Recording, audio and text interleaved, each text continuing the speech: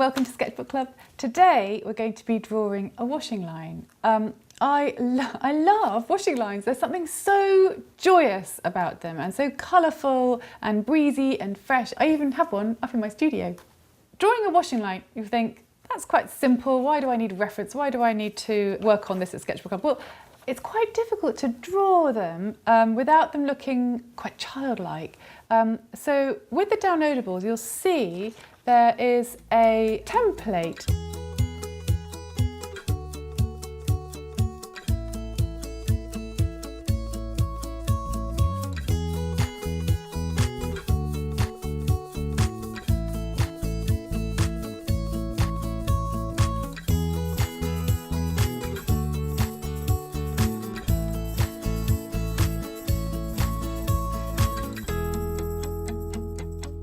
So we're going to use the transfer method, but because it's to fit an A5 sketchbook, it's quite important that you have got one of these shaped sketchbooks. Otherwise the template just won't fit the page. So there are two washing lines. It's up to you if you wanted to just do one or two. I have some samples here done by children and adults, and most of the children decided just to do one.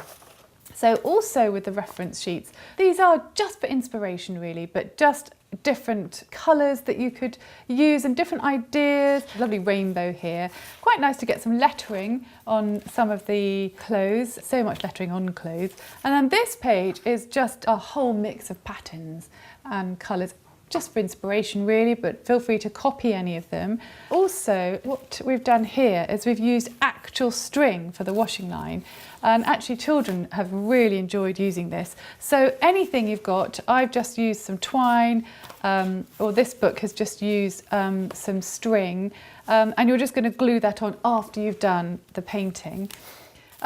So to transfer onto the book, you're going to use quite a sharp pencil, and you're just going to go over every item. Don't forget the pegs and the string.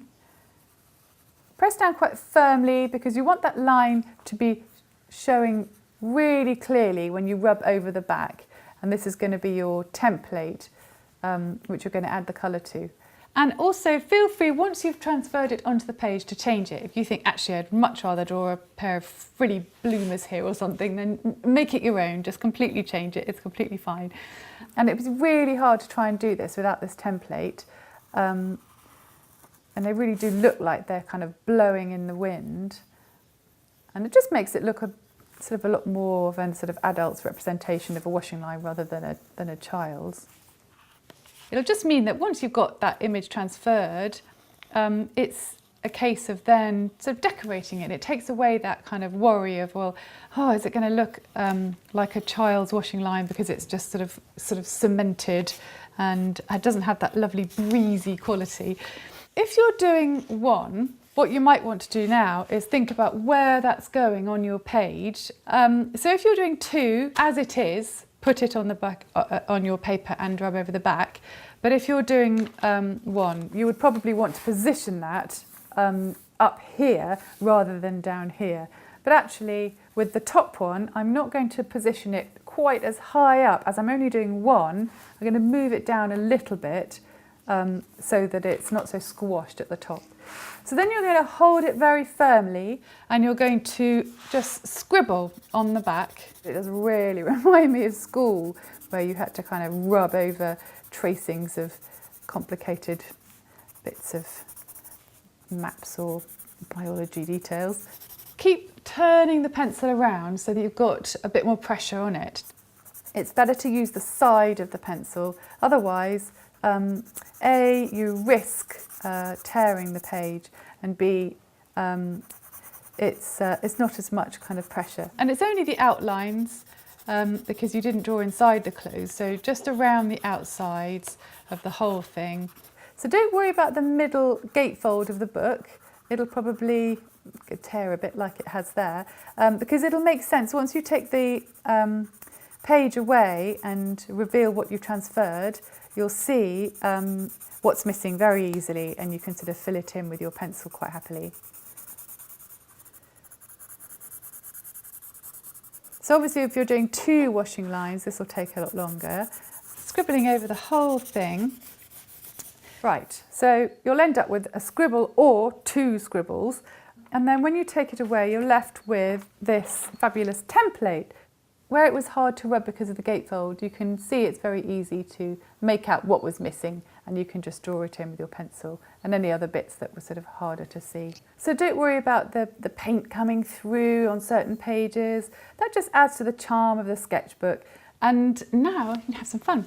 So what we're going to use is gouache paint, a whole set here.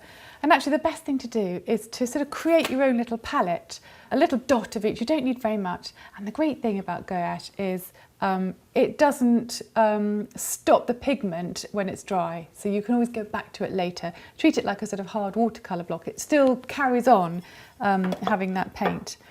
So what we're going to do is, using the reference and just for inspiration really, paint each of your sort of tea towels or pants or socks or clothes, whatever it is, paint them and try and think about the palette. Try and think about them all having really lovely bright colours. So don't worry about the pattern too much, because we're going to add all that afterwards using coloured pencils. So it's really a case of just adding colour, almost like a sort of base colour. Some people have used these fluorescent paints, which are fantastic, which are quite hard to find, but if you can find them, they do add an amazing kind of burst of colour, like this child's one here, and makes it really zing out. But the lovely thing is about gouache and pencils, and I know I've said this before, but they make the most beautiful surface to draw on and to work on with the pencils. And you'll find that it's going to be a lot easier if you're going to do something like a spotty t-shirt or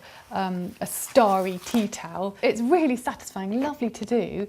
Just use a sort of sharp blue pencil over the top of your gouache and it just goes on like a dream. It's a really lovely surface to work on. So next you're going to take your palette of gouache paints that you've made, and with your small brush you're going to mix the first colour. So I'm going to take a little bit of yellow and then I'm going to zoop it up with this incredible fluorescent colour and then calm it down again with a little bit of white. So you end up with this really lovely sort of tangerine colour. Make it a bit thicker.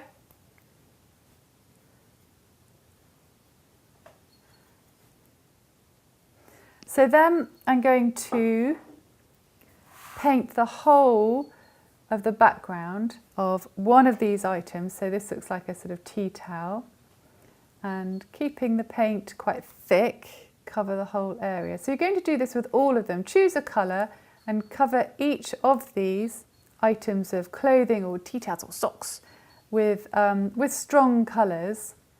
So now I'm going to show you another little technique. I'm going to add a little dot of black to the blue. So with your blue, let's add a tiny bit of black so it becomes a much darker blue. We're going to paint these trousers dark blue, turning them into denim jeans. So keep the paint quite thick. So you're going to cover the whole pair of jeans with this really nice sort of dark blue. This is really dark actually. You might want to make it a little bit more blue. So wait for that to dry. Another nice thing you can do, I'm a big fan of using bits of old books and newspaper and old maps or anything you have around. This person's done a beautiful pair of trousers just cut out of them, and it just looks really sweet, and it kind of adds a bit of variety. The method for that is take a bit of tissue paper. I'm going to do this tea towel and drawing over with pencil the shape that you want, and then quite simply you're going to hold it over your book and then cut it out. It just means you've got the shape. It's a nice easy way of making sure it's going to fit the image underneath without second guessing, which is always a bit tricky.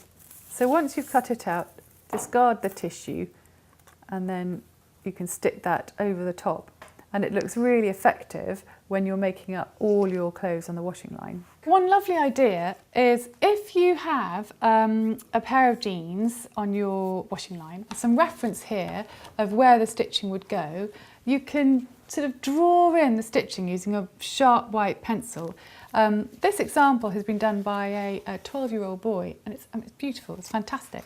So using that reference, just start to put in the detailed stitching, and it's such a nice technique. Don't worry if the pencil breaks, it happens all the time. And then of course you can draw in these nice pocket details and all the little stitching that you can see. Now I haven't rubbed out my pencil, but you might want to, after you've painted it, just to rub out all the little pencil lines. But it's a really nice effect, and it's just a lovely way of making jeans look like jeans. It's a really nice way of adding detail. Now I'm going to have a look at the reference and be inspired, and okay, I might draw some spots because I've just seen that. It's that lovely chalky surface which is so satisfying to draw on top of. I'm just going to add the detail that I want over the top using my red pencil. So you'll see how effective that is. So anything like stripes or checks or any patterns that you want to add them with your pencils rather than your paint, and you'll find it just looks like you've got an incredibly stable hand and you've done it with a really fine brush, and it's cheating.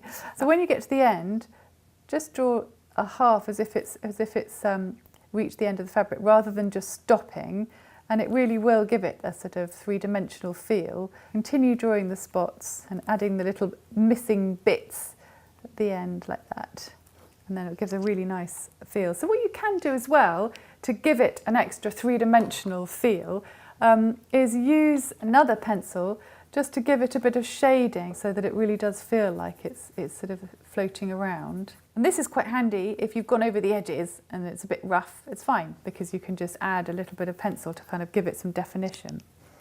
So continue like this until you have a really lovely row. I'll show you some of the ones that have been done already. This one's very delicate. She's used white paint with a very fine brush, but she's covered it in little dots.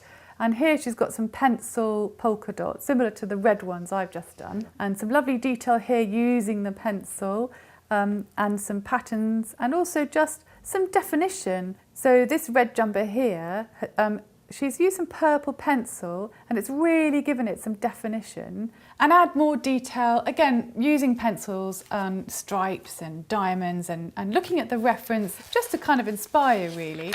And then if you've done 2 lines, you might want to keep it quite simple and just have the 2 lines as the spread, a lovely, simple graphic image. And then you'll be ready to stick on your string. The best way is to use a brush. I'm just using some craft glue, and you're just going to get a big dollop of craft glue and just literally put it across your line. If you turn your brush, it creates a sort of line of its own, really, a little kind of groove, and do that right the way across, creating a ridge, really, because you want the string to really sort of have something to bond with.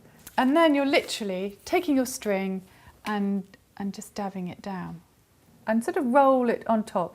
It'll be slightly drawn to it anyway because it's so nice and sticky. So you'll notice there are little bits at the end, that's fine. All you have to do is cut them off. Now once it's stuck down, it might be quite a nice idea to kind of add the pegs in different colours as well. This is a lovely example where all the pegs are slightly different colours, which is kind of true on washing lines, isn't it? So if you wanted to, that's it. However, interestingly, the children wanted to add a bit more, and this little boy has just it's so simple but so pretty, has just added some grass. So you might want to do the same, but you might want to do it a bit more finer or do some flowers. And this person has just painted the whole thing completely blue. And this boy has added some clouds. We did something like this at another lesson and he'd remembered it and he'd put the clouds in, which is really effective. And again, he's put in some paint, lovely thick paint here, and very expressive and full of colour, which I loved. And interestingly, here's somebody from my Sketchbook Club who's just gone for it and just painted a whole completely different scene, which is gorgeous. So it's entirely up to you. You might want to just stick to the simplicity. I really rather like it when it's that the clothes are kind of speaking for themselves and they're just against this white background. It's a lovely spread and I hope you'll be happy with it.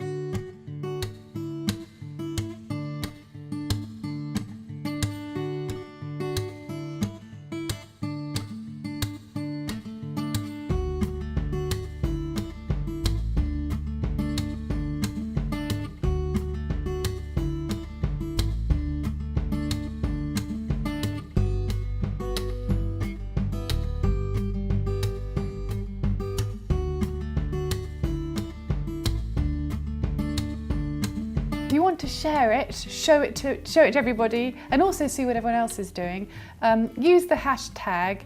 It's quite a long one, Sketchbook Club washing line, and then I can see it too because I can't wait to see them. So I hope you have fun with your washing lines.